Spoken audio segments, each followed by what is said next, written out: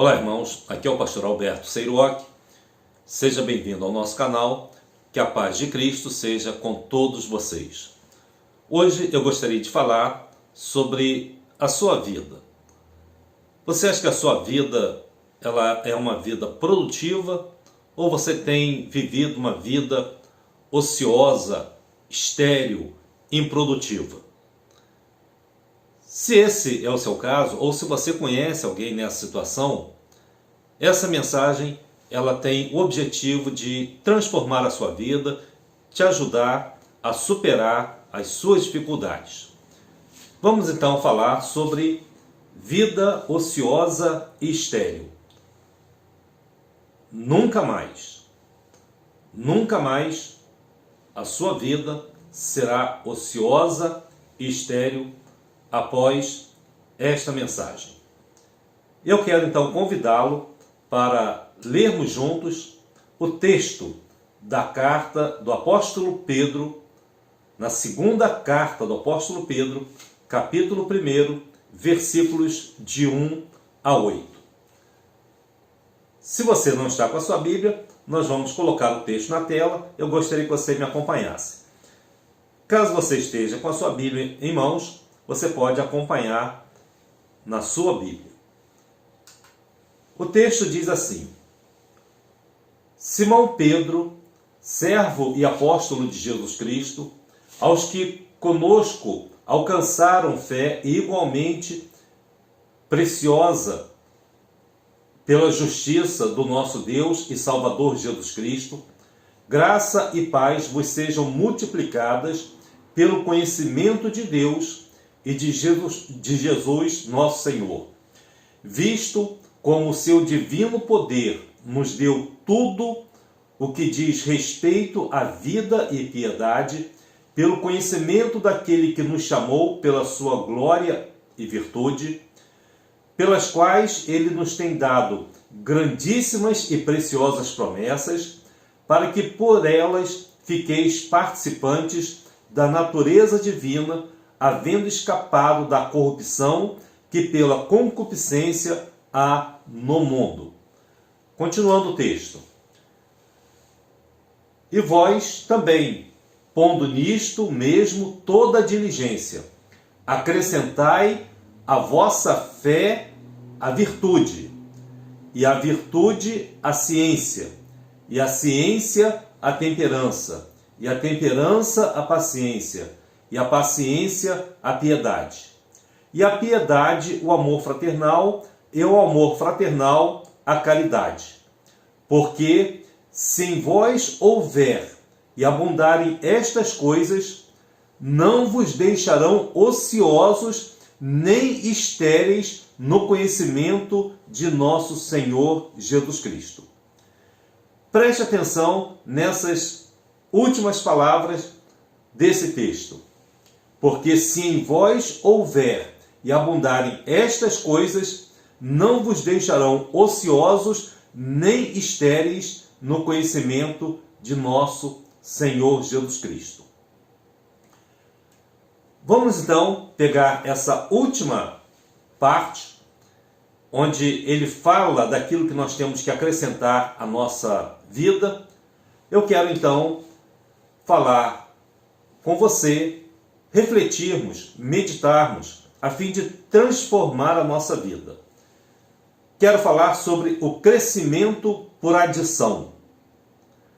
Todas as vezes que nós vamos adicionando coisas boas na nossa vida, há um crescimento. É claro que o crescimento, ele depende daquilo que você vai acrescentar. E Pedro, ele vai trazer a orientação de Deus, uma orientação divina, uma orientação bíblica, para que nós possamos adicionar algumas coisas à nossa vida. Então, nos versículos 7 e 8, ele vai dizer o que nós precisamos adicionar, o que nós precisamos acrescentar na nossa vida. Então, repetindo os versículos 7 e 8 para você fixar bem. E vós também, pondo nisto mesmo toda a diligência, acrescentai à vossa fé a virtude.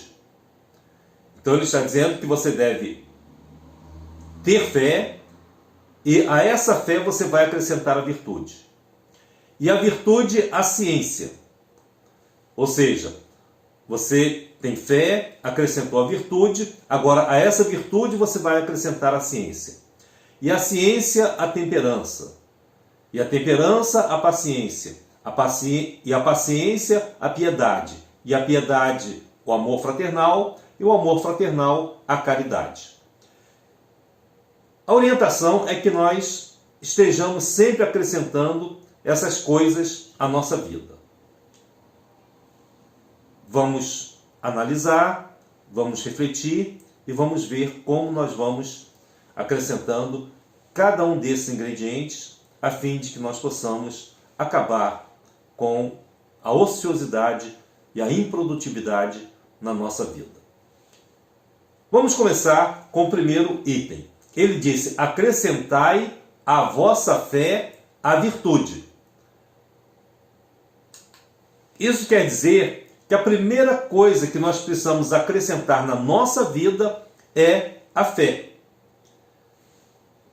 E a essa fé você vai acrescentar as demais coisas.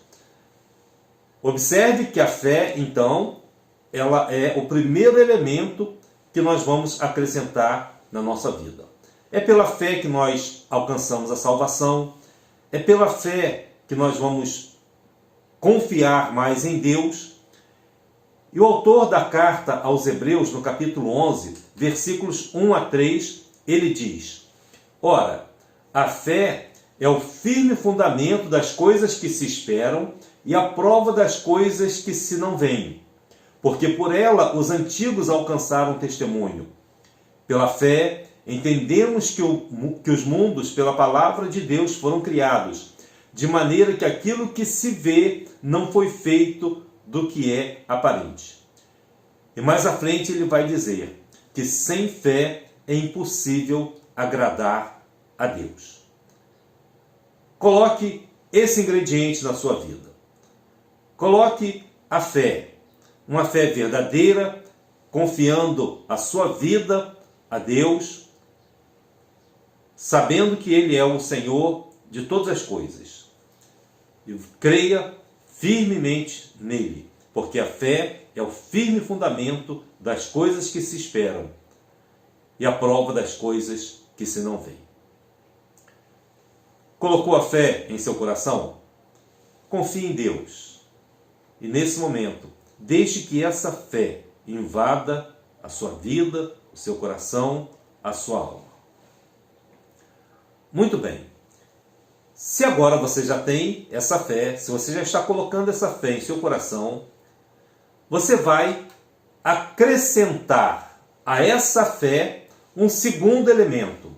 Você vai colocar a virtude. O que é virtude? Virtude é uma palavra que expressa boa qualidade, é a excelência de alguma coisa.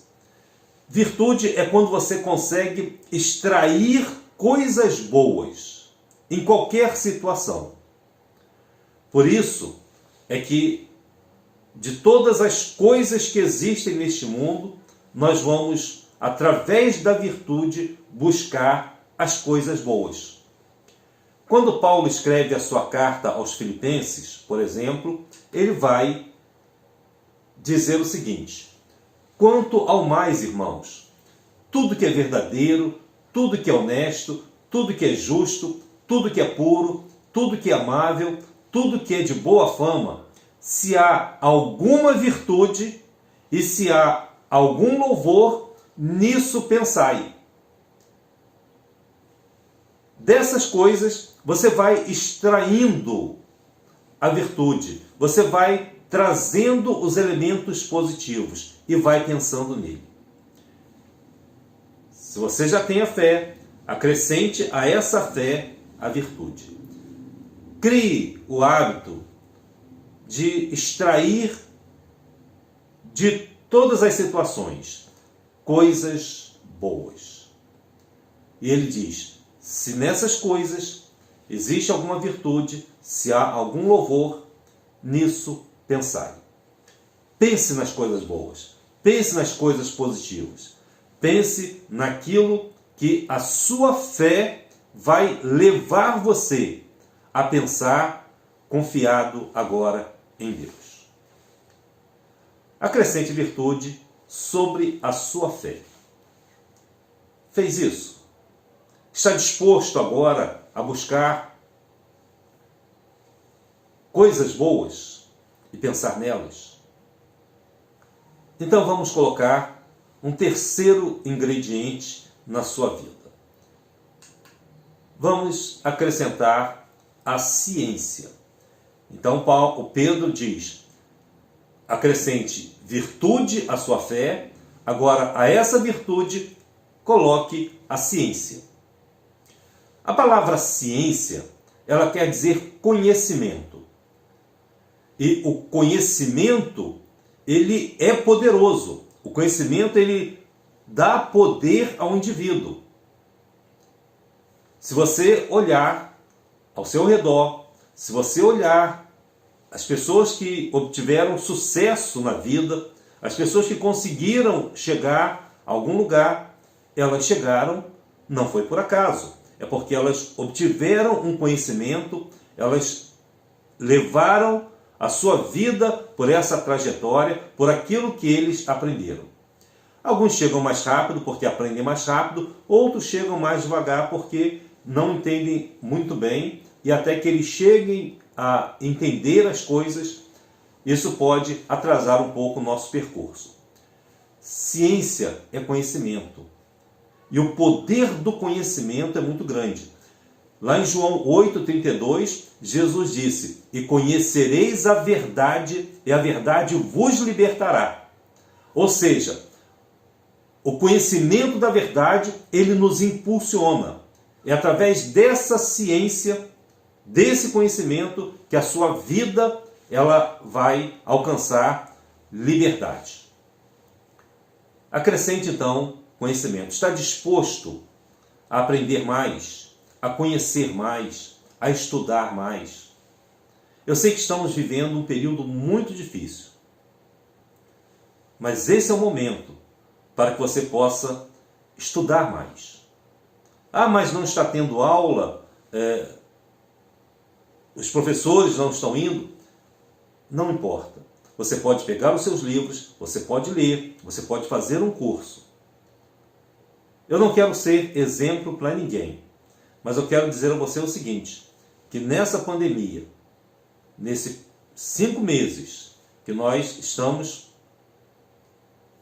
presos praticamente dentro das nossas casas, eu consegui fazer mais 3 pós-graduação. Estou dizendo isso porque a oportunidade é agora. Talvez não tivesse outra oportunidade depois, quando começar todo o trabalho e todas as atividades. Mas agora eu consegui esse tempo e aproveitei todo o tempo para estudar. Fiz vários cursos, continuo estudando e nesse momento o conhecimento ele é libertador. Ou seja, à medida em que você conhece mais, você sabe que você está crescendo na sua vida. É uma das formas de você tirar a ociosidade. Ao invés de ficar deitado, pensando na vida, pegue livros, faça cursos, estude bastante. Conhecereis a verdade e a verdade vos libertará. Ciência, conhecimento. Continuando, você deve acrescentar à sua vida a temperança. Temperança. O que é temperança? A palavra temperança, ela significa autocontrole. Ou seja, é como se você fosse temperar alguma coisa. Dar sabor, dar significado. Esse autocontrole, lá em Provérbios capítulo 25, versículo 28, na Nova Versão Internacional, esse texto ele aparece, né, a palavra domínio próprio, que é a temperança. E lá nesse texto de Provérbios 25, 28, diz assim: como a cidade cujos muros estão derrubados é o homem que não tem domínio próprio, ou seja, não tem temperança. Vou repetir. Assim como a cidade que perdeu os seus muros, que não tem os seus muros, cujos muros são derrubados, assim é um homem que não tem temperança. Ou seja, é uma cidade que está à mercê dos inimigos. É uma cidade vulnerável. É uma cidade cujas paredes, cujos muros foram derrubados. Então isso indica fraqueza. A falta de temperança permite que a sua vida seja controlada por outras pessoas e não por você mesmo. Por quê? Porque você não tem o autocontrole. Você dá esse controle a outras pessoas, para que outras pessoas controlem a sua vida. Acrescente a esse conhecimento, a essa ciência que você tem, que você vai buscar a partir de hoje, acrescente a temperança, o domínio próprio. E a temperança, você vai acrescentar a paciência. A palavra paciência, ela quer dizer tolerância, ou seja, constância. Essa palavra que aparece na carta do apóstolo Pedro não é a paciência que nós vimos no estudo da lição 8 sobre longanimidade. A palavra longanimidade vem de uma palavra grega, macrotimia, que é longanimidade, é paciência. A paciência que Pedro está falando não é a macrotimia. Ele usa uma outra palavra para falar dessa paciência. A palavra que ele utiliza lá no grego é hupomone.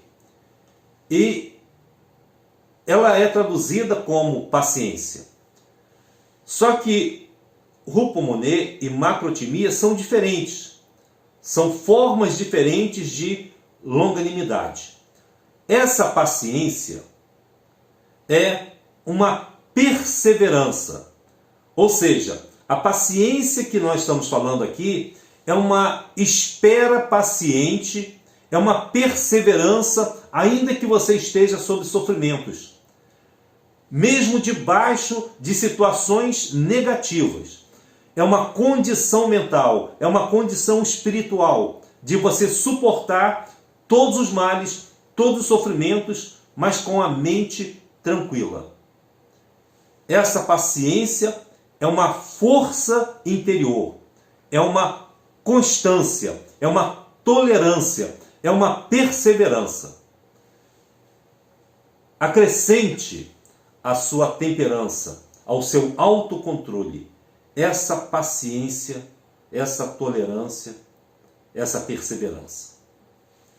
É por isso que o apóstolo Paulo, na carta aos Romanos, no capítulo 5, ele fala a respeito das tribulações. E é essa paciência, essa tolerância, que vai permitir que você ultrapasse os momentos de tribulação com muita tranquilidade. Vamos ler Romanos capítulo 5, versículos de 1 a 5, que diz assim: tendo sido, pois, justificados pela fé, temos paz com Deus por nosso Senhor Jesus Cristo, pelo qual também temos entrada pela fé a esta graça, na qual estamos firmes e nos gloriamos na esperança da glória de Deus. E não somente isto, mas também nos gloriamos nas tribulações. Vejam só, Paulo está dizendo, mas também nos gloriamos nas tribulações. Por que ele diz isso? Porque ele diz assim, sabendo que a tribulação produz a paciência. Ou seja, essa perseverança. E a paciência, a experiência. E a experiência, a esperança.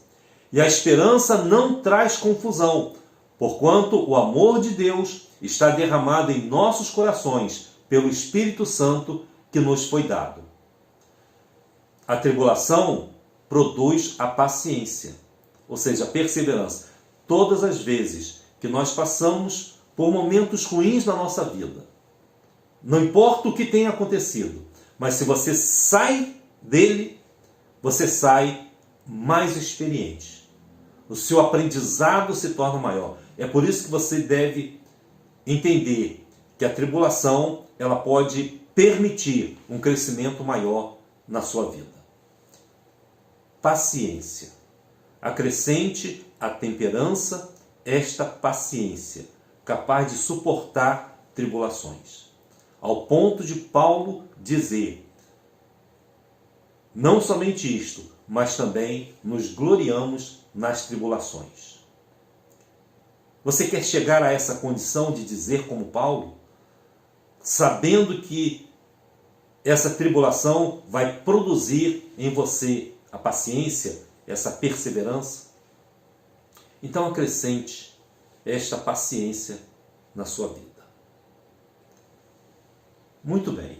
Agora vamos a mais um ingrediente importante.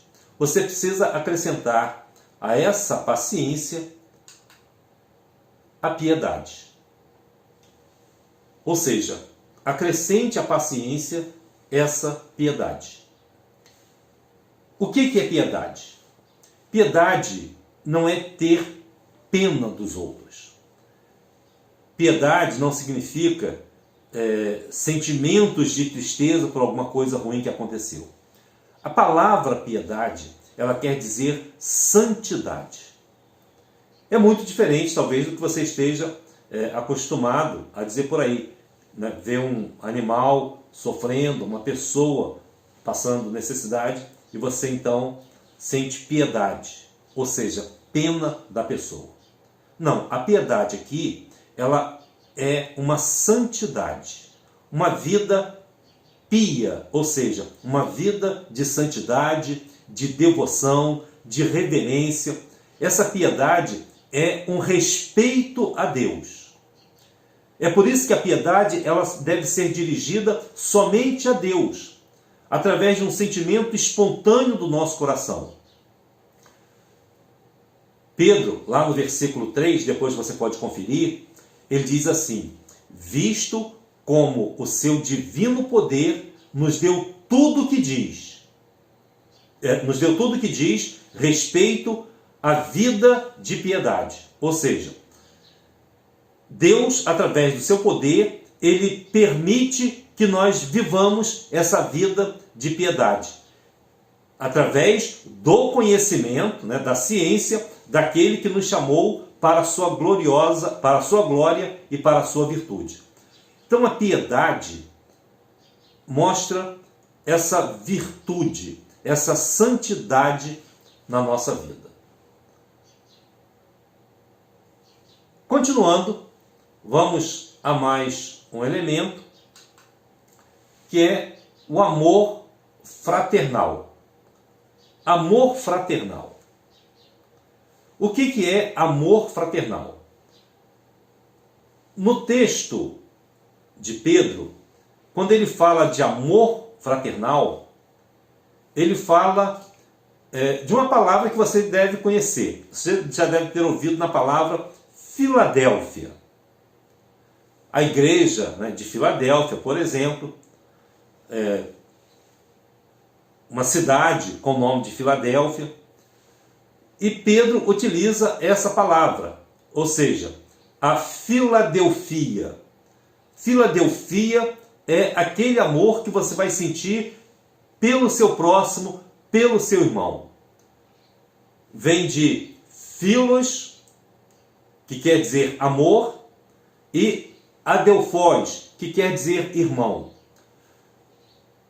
Filadelfia é o amor pelo irmão, ou amor pelos seus irmãos. Aquele que ama o seu irmão, ele tem esse amor fraternal. E esse amor fraternal, ele é originado, ele tem a sua origem numa vida espiritual de plena comunhão com Deus. Observe que esse amor fraternal, ele vai sendo acrescentado a essa piedade que você desenvolveu. E você então passa a amar aos seus irmãos. Pratique esse amor fraternal. Ame as pessoas. A Bíblia está recheada de textos bíblicos que falam a respeito desse amor ao próximo, esse amor aos irmãos. No texto de Romanos 12, versículos 9 e 10, o apóstolo Paulo ele diz: o amor seja não fingido, aborrecei o mal e apegai-vos ao bem. Amai-vos cordialmente uns aos outros com amor fraternal, preferindo-vos em honra uns aos outros. Observe que esse amor fraternal faz com que você honre o seu irmão, ao invés de você buscar ser honrado pelos outros. Na primeira carta aos Tessalonicenses, capítulo 4, versículo 9, o apóstolo Paulo ainda diz: quanto, porém, ao amor fraternal, não necessitais de que vos escreva, visto que vós mesmos estáis instruídos por Deus, que vos ameis uns aos outros. Isso vem de Deus, esse amor fraternal. Por isso é que se você não ama o seu irmão, você não tem o amor fraternal e logo não tem também o amor de Deus. Coloque amor fraternal na sua vida. Ame as pessoas. Ame o seu próximo. E o desenvolvimento desse amor fraternal vai fazer com que você tenha uma vida muito mais produtiva. Uma vida realmente abençoada. Então chegamos, em último lugar, o elemento que você deve colocar na sua vida, que é a caridade. Caridade. Acrescente ao amor fraternal a caridade. Talvez você diga: quando eu pratico o amor fraternal, eu não estou praticando a caridade, ajudando as pessoas? A resposta é não, porque caridade é mais do que fazer o bem. A caridade está acima do amor fraternal.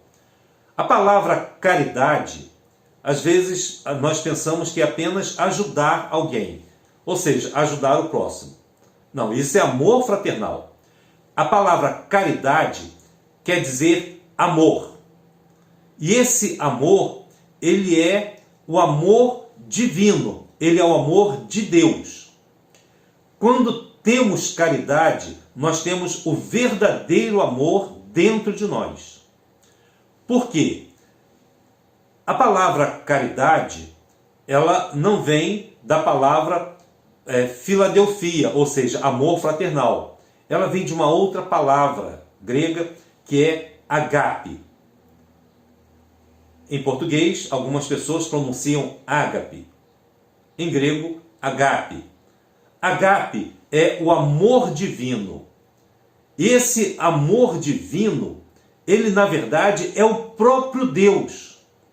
Deus não é apenas a fonte do amor. Deus é o próprio amor. Amor é um atributo de Deus. Amor faz parte da natureza de Deus. Deus é amor. Não podemos conceber ou imaginar Deus sem colocarmos amor. Esses atributos são elementos que fazem parte da natureza divina, como onisciência, onipresença, onipotência. O amor também é um atributo de Deus. Deus é amor. Eu vou ler um texto para você que se encontra no livro de João. Eu quero então falar sobre esse amor e a forma como o apóstolo João ele faz a menção do amor. Ele diz: amados, amemo-nos uns aos outros, porque o amor é de Deus. E qualquer que ama é nascido de Deus e conhece a Deus. Aquele que não ama não conhece a Deus, porque Deus é amor. Nisto se manifestou o amor de Deus para conosco, que Deus enviou seu Filho unigênito ao mundo para que por ele vivamos. Nisto está o amor, não em que nós tenhamos amado a Deus, mas em que ele nos amou a nós e enviou seu Filho para propiciação pelos nossos pecados.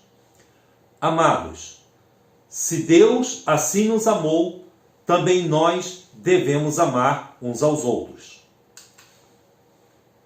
Ninguém jamais viu a Deus. Se nos amamos uns aos outros, Deus está em nós. E em nós é perfeito o seu amor. Nisto conhecemos que estamos nele, e ele está em nós, pois que nos deu do seu Espírito. E vimos e testificamos que o Pai enviou seu Filho para Salvador do mundo. Qualquer que confessar que Jesus é o Filho de Deus, Deus está nele, e ele em Deus. E nós conhecemos e cremos no amor que Deus nos tem. Deus é amor, e quem está em amor está em Deus, e Deus nele.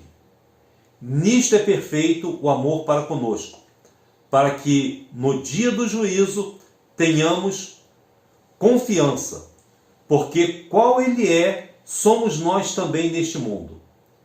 No amor não há temor, antes o perfeito amor lança fora o temor, porque o temor tem consigo a pena, e o que teme não é perfeito em amor.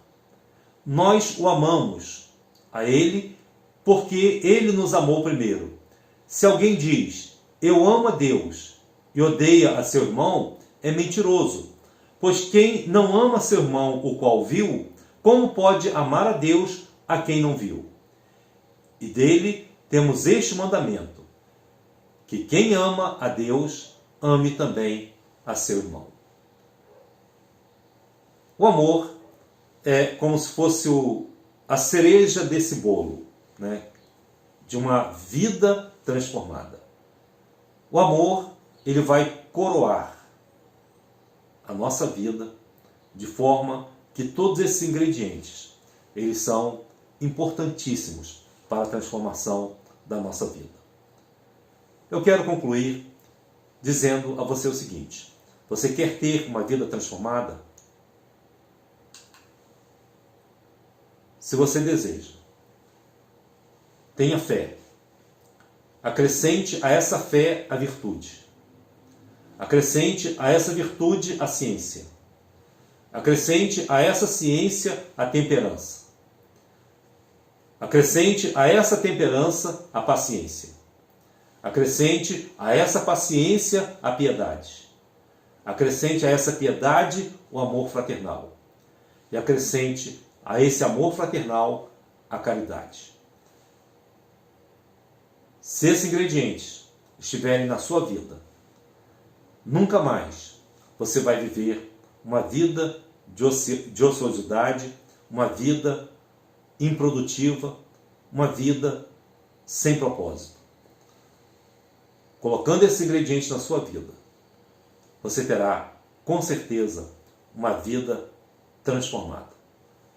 O meu desejo e a minha oração neste momento por você é para que você vá acrescentando todos esses elementos na sua vida, e à medida em que eles vão sendo colocados, você perceberá que a sua vida é uma vida transformada. Ociosidade, improdutividade, nunca mais. Nunca mais. Que Deus abençoe você. Fique com Deus, que Ele te guarde, te proteja, ilumine os seus caminhos, e que a partir desse momento você viva na presença de Deus, vivendo uma vida transformada. Amém.